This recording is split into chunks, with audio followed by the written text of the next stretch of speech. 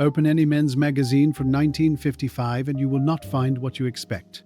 No six-step jawline routine, no before and after, no body fat percentage charts, no ranked list of features to acquire or optimize. What you find instead are letters, surveys, advice columns where men wrote in anonymously to describe the woman they couldn't stop thinking about. And what they described is so consistently different from the current cultural script about attraction that it reads almost like a foreign language. Not because men in 1955 were better or more enlightened, but because the world they lived in had not yet built the infrastructure required to make them want something else.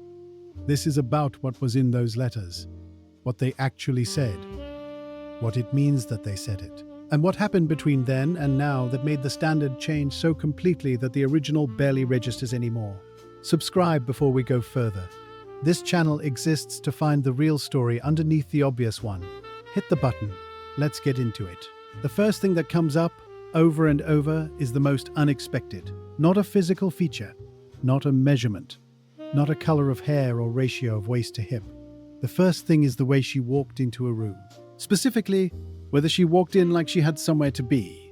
There is a quality that the 1950s understood and named, even if the name it used sounds dated now: bearing.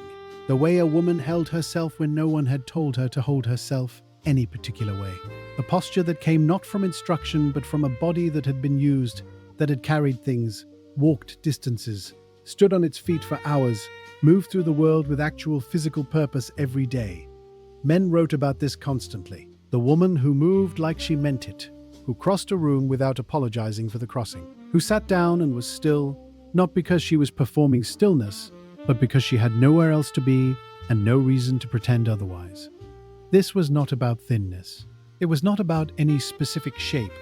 It was about inhabiting whatever shape you had with enough ease that the shape became secondary. The average American woman in 2026 spends the majority of her waking hours in a seated position, spine curved toward a screen. The posture this produces, forward head, compressed chest, rounded shoulders, is so common it has a clinical name: tech neck.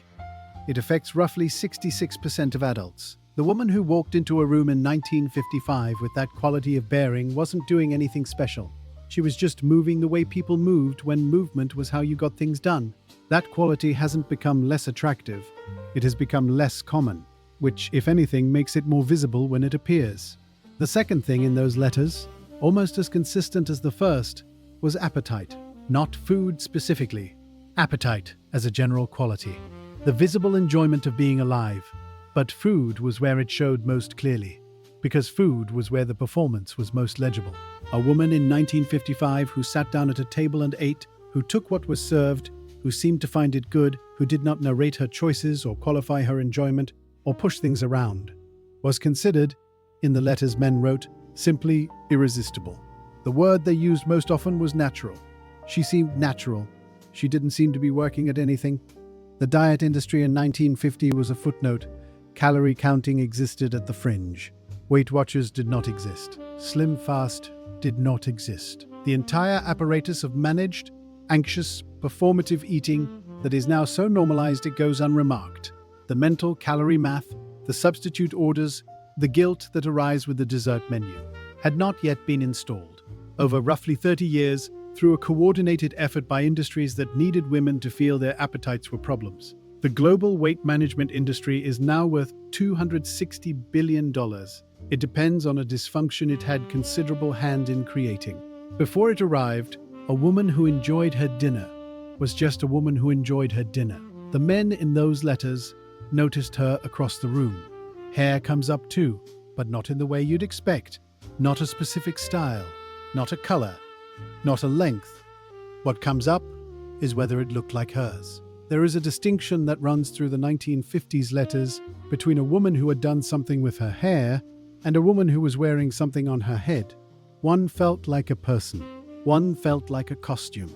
The women who drew the most consistent attention were the ones whose hair, whatever it was, looked like it belonged to them specifically. The cut that suited her face and not someone else's. The color that was actually her color. The style she'd worn long enough that it had become indistinguishable from who she was. Self-knowledge reads, it is immediately legible in the way a person presents themselves, whether the choices they've made are actually theirs or whether they're borrowing someone else's idea of attractive and hoping it works on them too. The beauty industry depends on the second kind. Trend cycles exist to ensure that nothing anyone wears has time to become actually theirs before it needs to be replaced. A woman who has figured out what suits her and stopped looking for something better is a woman who has exited the market. That exit was, in 1955, unremarkable. Most women hadn't been given a reason to keep looking. The confidence it produced was visible from across the room. Skin is on the list too, and this one surprises people, because the standard in 1955 was almost exactly opposite to what the skincare industry now sells. What men described as attractive was not the smooth, poreless, filtered, foundation-covered surface that represents the current ideal. What they described, consistently across the letters and the surveys, was skin that looked lived in, a little color from being outside, the kind of texture that comes from weather and time, and not being kept under glass. Skin that suggested a person who went places and did things and didn't spend the afternoon in a climate-controlled room trying to prevent the evidence from showing. The global skincare market is now worth over $180 billion. A significant portion of it is organized around concealment, around making skin look as though it has no history, no texture, no encounter with the world. The women who attracted the most attention in 1955 had skin that told the opposite story. Not damaged, just present, real, unafraid of being looked at directly. There is a word for this that the 1950s used without irony: freshness. It meant exactly what it sounds like, something that had not been processed, something close to its original condition. You cannot buy that. The industry has been trying for 60 years. But the quality that shows up most in those letters, more than bearing, more than appetite, more than any physical feature, is something that has no clean equivalent in the current vocabulary. The closest word is ease, not confidence as it's currently sold. The performed, effortful, I have done the work version that requires maintenance and a platform. Ease. The quality of a person who is not at any given moment monitoring how they are being received. In 1955, the technology of self-surveillance did not exist. There was no front-facing camera, no comment section, no metric for how a laugh performed or how a meal looked, or whether the way you'd held your face for the last 10 minutes was reading correctly to the people around you. Women were not unaware of how they looked. They cared. The etiquette guides, the powder rooms, the compact mirrors, none of that was indifference to appearance. But the caring stopped at the mirror. After that, you walked out the door, and the world saw what it saw, and you had no system for monitoring its opinion in real time. The freedom that produced the specific unearned ease of a person who is not continuously auditing their own performance is exactly what runs through every letter in every magazine from that era. They didn't always have a word for it. They described it instead. She just seemed comfortable. She didn't seem to need anything from the room. She was just there, and being there was enough. That quality produced the laughter men describe most often: real laughter, loud if that was what it was, completely indifferent to how it looked. It produced the walk, the appetite, the hair that was actually hers. It produced the skin that didn't look maintained. All of it was the same thing, coming from the same place. Here is what changed. Not women. Women did not change. The baseline capacity for ease, for comfort in one's own body, for genuine appetite and real laughter, none of that went anywhere. What changed was the environment built around it. Starting in the late 1950s and accelerating through the 1960s and 70s, a series of industries found a common business model. Identify something a woman already had for free, convince her it was inadequate, and sell her a replacement. Her appetite became a disorder requiring management. Her skin became a problem requiring correction. Her hair became a project requiring product. Her confidence became something to work on, to develop, to perform, rather than a natural condition that existed in the absence of interference. The interference was the product.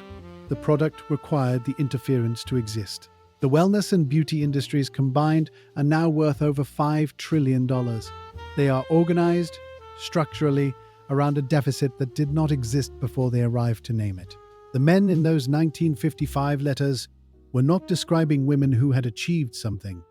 They were describing women who had not yet been told they had something to fix. That is the thing that is hardest to recover, because it cannot be bought back. The $180 billion skincare market cannot produce freshness. The $260 billion weight loss industry cannot produce ease with appetite. The $52 billion fragrance industry cannot produce the specific individual scent that belongs to one person alone. The $6 trillion wellness industry cannot produce contentment that was never disturbed in the first place. What it can do, what all of it does, constantly is name the absence, point to the gap, describe what you don't have in enough detail that you can feel the lack of it, and then sell you something that almost fills it. The woman at the community dance in Akron in 1955, laughing with her head back in a cotton dress she probably made herself, with every man in the room looking at her. She didn't have a routine. She didn't have a product stack. She didn't have a word for what she had. She just hadn't been told she was missing anything yet. There is one more thing worth saying before this ends, because someone in the comments of every video like this will make the same point, and it deserves a real answer. The 1950s were not a good time to be a woman. Not in the ways that matter most. No credit in her own name. No legal recourse in most marriages. A professional ceiling so low most women never looked up. An entire system organized around making sure that her intelligence, her ambition, her capability stayed inside the house and didn't inconvenience anyone. None of that is romantic. None of it should be. But here is what is also true. The qualities in those letters, the bearing, the appetite, the ease, the laughter, the skin that looked like it had been outside, none of those things were produced by the constraints. They were produced in spite of them. They were what happened when a woman's relationship with her own body had not yet been handed over to an industry whose business model required her to feel it was inadequate. The argument is not, go back. The argument is, notice what was taken. Notice that the ease those women had was not a product of limitation. It was a product of not yet being told 10,000 times a day in 10,000 different formats that ease was something you had to earn, something requiring a routine and a budget, and a before photo and someone else's definition of after. That message arrived later. And when it arrived with a price tag. The women who came before it weren't better. They still had something that hadn't been named as missing yet. And the reason it's worth knowing about is not nostalgia. It's because you can still choose not to let it be taken. Every quality in those letters is still possible. None require a different era. The bearing comes from using your body for actual things. Walking somewhere instead of driving when you can. Carrying something. Standing up. Not because it's a workout, because you're going somewhere.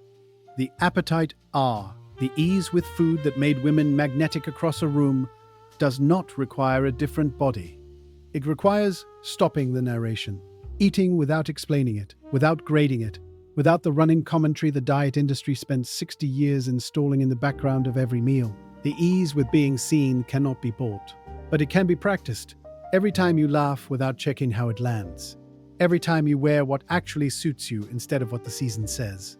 Every time you walk into a room without auditing your own entrance. The industry spent 60 years building the interference.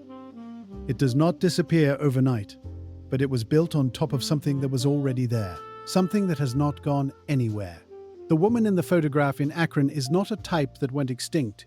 She is what's left when the noise gets turned down. That's not a 1955 thing. It never was. Leave in the comments what surprised you most. The next video is ready.